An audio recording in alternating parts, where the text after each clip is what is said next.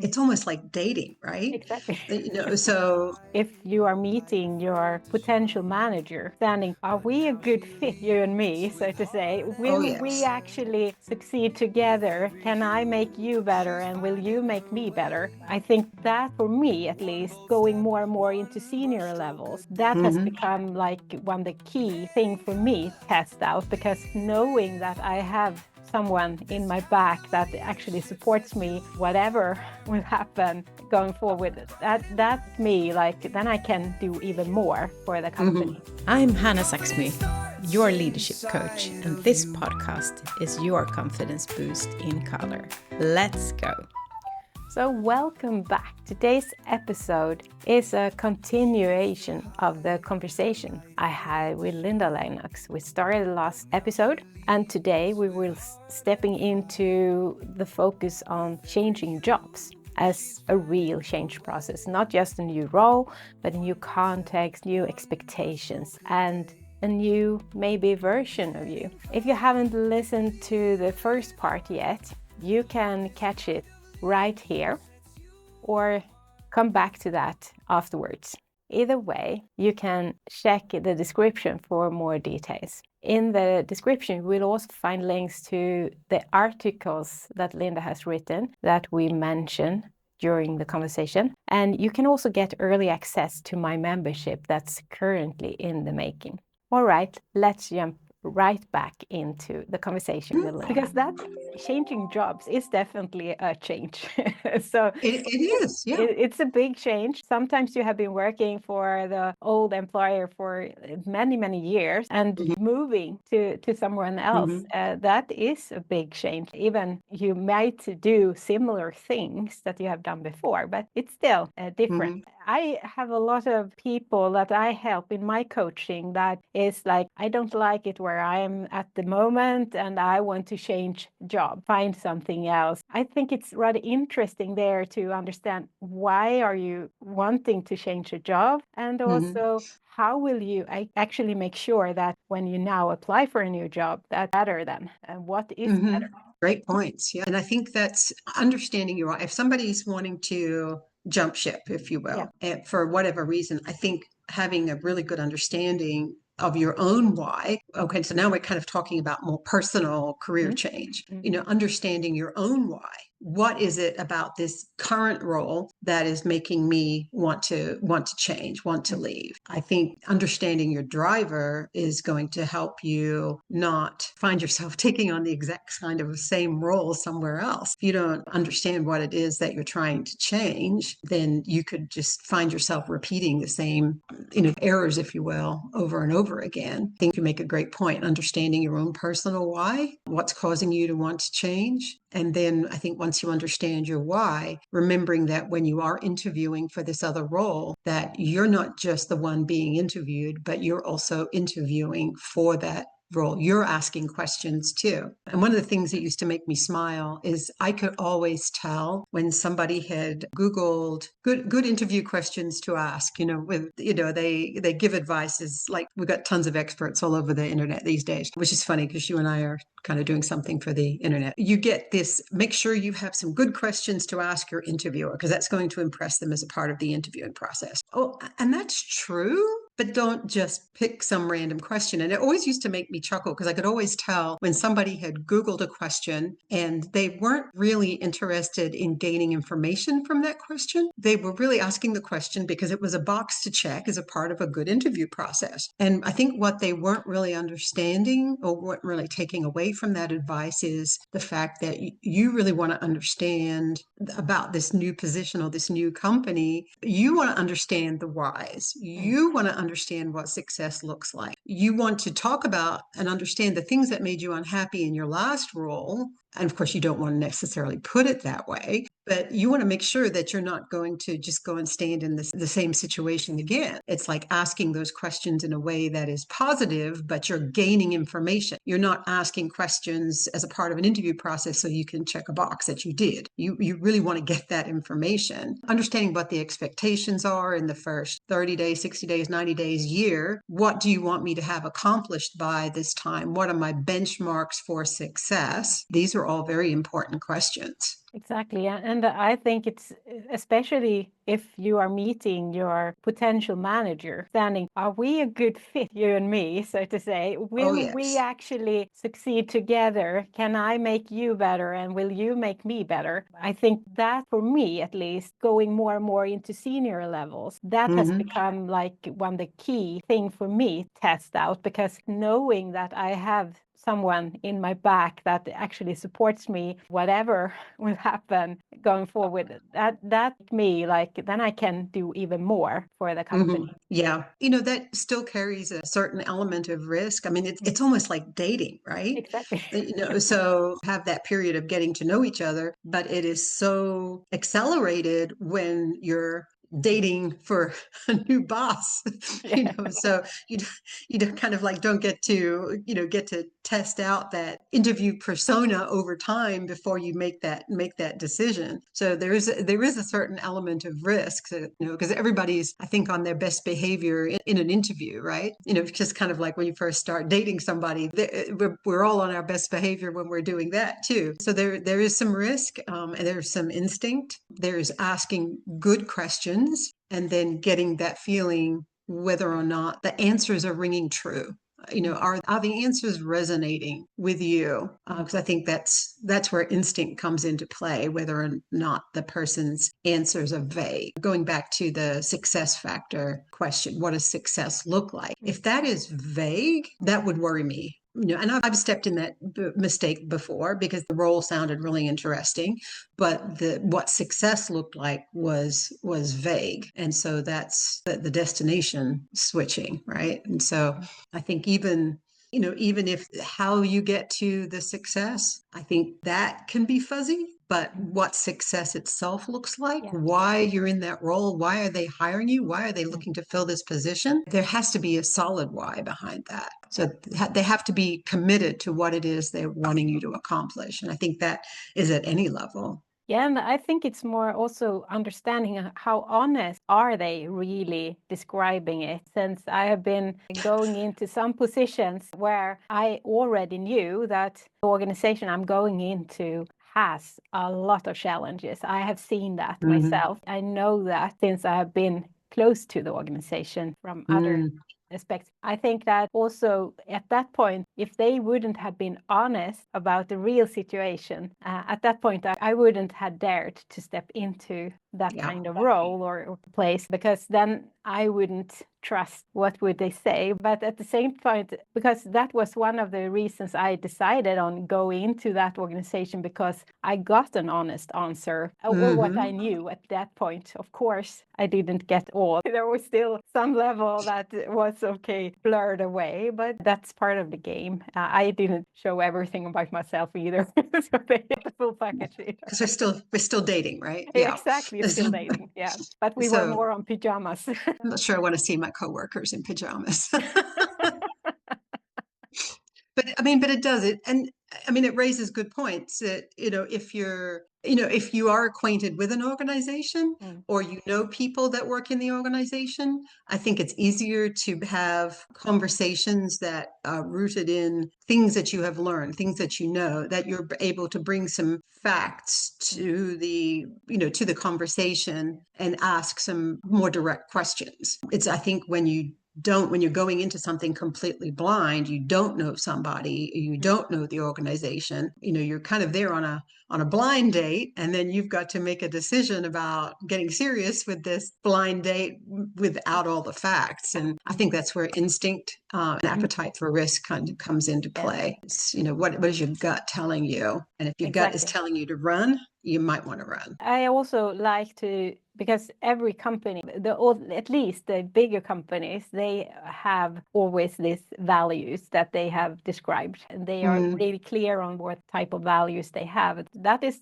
one of the advices I give to those that asks me, at least, like, start with your values and then start to compare with that company values and see how do they match. Is that completely different? Probably it will not be a good place for you to go into. If you are not the CEO and should change everything maybe. But otherwise, it can be really a hard time if you're going into a company where it's completely different values. And even that is, is interesting to try to get to the root of, because we see companies that will have vision statements and they'll have values, and all it is something that looks pretty on a website and on a poster on the wall. But do you really live those values? That can be in itself a bit of a minefield to try to navigate. It sounds good, but is it? And sometimes the only way you learn that is over time.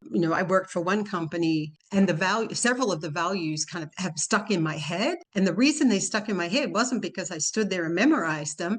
It was because the company lived them. They were values that were created not as a pretty poster.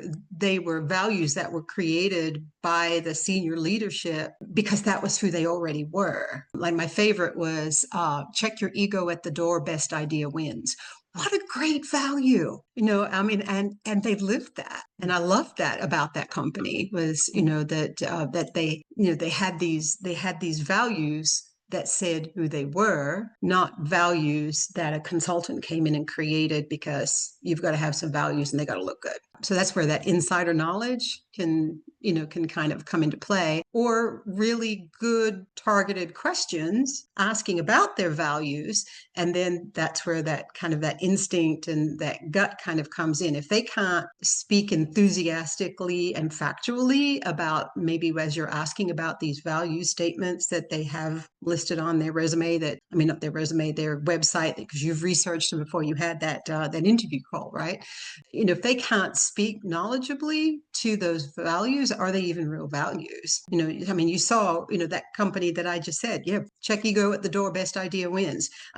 It's something they were able to speak enthusiastically about because it was real. That those vague answers may tell you that the values they're saying they have may not be real. Sometimes I go into an organization, maybe I've been working for a long time. I also, if I'm new here, how would I spot that this value actually exists in behaviors? And I think going into an interview, I would ask things like, so how can that be shown in everyday organization life? Like in your processes, how do you show compassion, or if that is a value or so? Because asking like those, have they actually thought about how it's in their DNA, if we take it like that? Great question. It's like, how do you ask those questions in such a way that the answers you're getting are more discussion based, so that you can gauge whether or not these are real values? Because if you sit down at interview time and say, so tell me, do you show compassion to your employees? Of course we do. Exactly. But what am I going to say? No. I think there are ways of asking for examples. There are ways, again, insider knowledge is like the best, is if you know people that work at that organization and you can ask those honest questions. That's a great way. That insider knowledge is the great way. Otherwise, you are going to be stepping out on trust. And that's where, as we've already said, that there's got to be a certain amount of instinct that kind of comes into play. And I think it's also, every organization has its challenges. No one is perfect. It's so fun always talking to people that has just changed jobs, and they are like over the moon and like happy. The honeymoon so much period. Better here on this side, and they talk about it like, it was the best move ever. And then after 6 months or so, then it's starting like, it's good, it's better, but then and then it comes, because here is the real challenge, etc. So I think it's having, like, as we said, thinking about, why do I want to change? What is that I don't want to redo as my mistake next time, if we take it like that, instead of what can improve. If they can say after 6 months that at least I'm actually not seeing this and that, which is good, meaning that I'm at a better place now than before, then I think that has made a good choice. I think so too. I think, it does take time to really get to the culture of a company. But to your point, the why are you looking to change yourself? Why, understanding that, what is making you unhappy? Is it money? Is it a toxic leader? Is it culture? Why? Those are the more difficult ones, I think. The easy ones are, well, I have to drive 60 minutes to get to work, and that's making my life miserable, or I could take this job that's 10 minutes from my home. Well, those are easier to define, right? It's like understanding your why can take a lot of soul searching. Yeah, and also that actually maybe I'm moving because I don't realize myself in some way causes it. And that can be a realization that no one is doing any work, I'm doing all the work. That is rather common theme in that sense, doing too much. And then if I'm moving to somewhere else, then maybe they are better at handling this, and I'm having ability to just work my normal hours and not overtime. But after a while, you're still doing the same, and maybe it's you that needs to learn setting boundaries, etc. That is also, it's also that, why are you moving? I need a mirror here on myself. Oh, first. what a great point. Oh, you just opened up a whole different can of worms right there. But yeah, what a great point. If I'm the one with the baggage and I'm changing jobs and I'm still bringing that same baggage with me, how is this change even going to solve that is such a powerful point, that holding up the mirror and understanding that, working hours, that's a great one. So if I'm the kind of person that puts my hand up and volunteers, and then I'm curious as to why I seem to be working harder than everybody else or working longer hours than everybody else, maybe I shouldn't have been so quick to raise my hand. Maybe I've set up an expectation that I will always be the one who volunteers, and everybody thinks that I'm really happy doing that, so they let me. Yeah, that's a whole can of worms. Is the organization putting this on me, or am I putting this on me? Of course, it's not easy to spot in that sense, and sometimes it actually is easy to, at that point, move to another company if you have decided or noticed that this is a problem for me. I have this behavior of doing this. I have a trouble to set up boundaries or what it is. Maybe it's easier doing that in a completely new environment because they don't know you, and then you can go in there more direct, be that person you want to be more like, and because they don't have the experience from you before in that sense. Yeah, that is a very interesting topic, because I am a compulsive volunteer, and so I have lived that. And the whole reason that I was putting in 60 and 70 hours a week of work, a lot of it was because I took ownership of certain things that needed to be taken care of. And because I didn't want to put on other people, I didn't want to put all that additional work on other people, I was doing it myself. But I did that to me to a great degree. I did that to me. I set up that expectation. When I moved on to a different role, I was very clear about boundaries, but the clarity was less for them and more for me, that there were things that I wanted to do that I didn't have time in my professional life to do, because I was so busy volunteering and doing all of these projects and things that needed to be taken care of. I was shortchanging myself with things like content creation that I like to do, and and other things in my personal life that I like to do. So it was less on setting boundaries for others and more about setting boundaries for myself. But again, it kind of really comes down to understanding your why, and as to your point, being willing to hold up that mirror. It's always comes down to, in some way, like leading yourself. And of course, it's hard to always see everything and so on. But I think it's at least important as well, doing a change, thinking about also, what does it mean to me then? Is this who I want to be? As you said, the why. Why is this important? What will this impact in one way, in my identity, maybe, in that sense?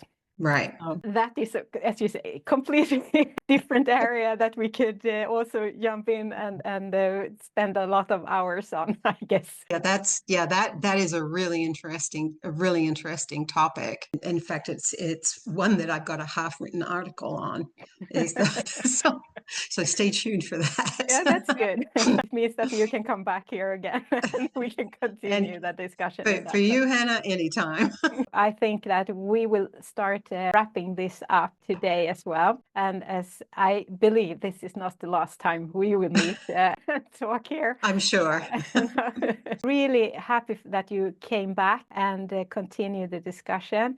And I really hope that we now have boosted someone that maybe is standing there ready for a new change of some way, and also got some maybe questions or things to take with them into this type of change and make it more successful, I would say. I would hope so too. I think we came up with some tangible action items for people to take as they're looking at taking on different roles, taking on different companies, both questions that they need to ask themselves and questions that they need to ask the potential new employer or potential new manager. Yeah. And please, when you're listening to this, if you have a good question, maybe that you think that this is the one that everyone should need to have with them, please add that in the comments where you are listening or viewing this episode, so we can also get to know those. Absolutely. And I would say that we will add in the article that